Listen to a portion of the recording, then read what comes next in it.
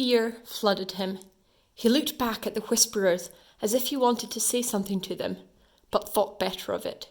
He dashed back across the road, hurried up to his office, snapped at his secretary not to disturb him, seized his telephone, and had almost finished dialing his home number when he changed his mind.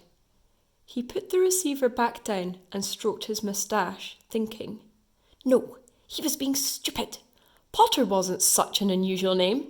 He was sure there were lots of people called Potter who had a son called Harry. Come to think of it, he wasn't even sure his nephew was called Harry. He'd never even seen the boy. It might have been Harvey or Harold. There was no point in worrying Mrs. Dursley.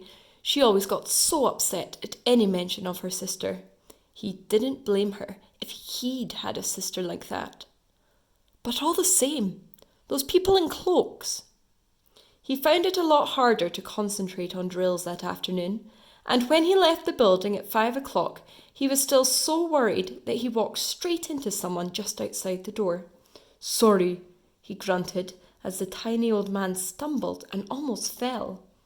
It was a few seconds before Mr. Dursley realised that the man was wearing a violet cloak. He didn't seem at all upset at being almost knocked to the ground.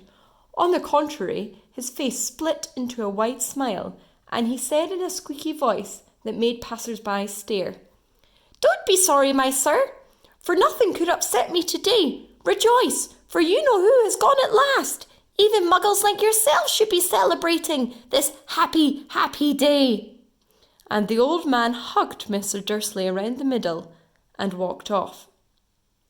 Mr. Dursley stood rooted to the spot. He had just been hugged by a complete stranger. He also thought he had been called a muggle. Whatever that was, he was rattled. He hurried to his car and sent off home, hoping he was imagining things, which he had never hoped before, because he didn't approve of imagination. As he pulled into the driveway of number 4, the first thing he saw, and it didn't improve his mood, was the tabby cat he'd spotted that morning. It was now sitting on his garden wall. He was sure it was the same one. It had the same markings around its eyes. Shoo! Said Mr. Dursley loudly. The cat didn't move. It just gave him a stern look. Was this normal cat behaviour? Mr. Dursley wondered. Trying to pull himself together, he let himself into the house. He was still determined not to mention anything to his wife. Mrs. Dursley had had a nice normal day.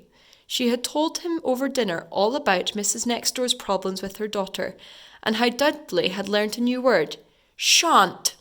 Mr. Dursley tried to act normally. When Dudley had been put to bed, he went into the living room in time to catch the last report on the evening news. And finally, bird watchers everywhere have reported that the nation's owls have been behaving very unusually today. Although owls normally hunt at night and are hardly ever seen in daylight, there have been hundreds of sightings of these birds flying in every direction since sunrise. Experts are unable to explain why the owls have suddenly changed their sleeping pattern. The newsreader allowed himself a grin. Most mysterious. And now, over to Jim McGuffin with the weather. Going to be any more showers of owls tonight, Jim? Well, Ted, said the weatherman, I don't know about that, but it's not only the owls that have been acting oddly today. Viewers as far apart as Kent, Yorkshire and Dundee have been phoning in to tell me that instead of the rain I promised yesterday, they've had a downpour of shooting stars. Perhaps people have been celebrating bonfire night early. It's not until next week, folks. But I can promise a wet night tonight.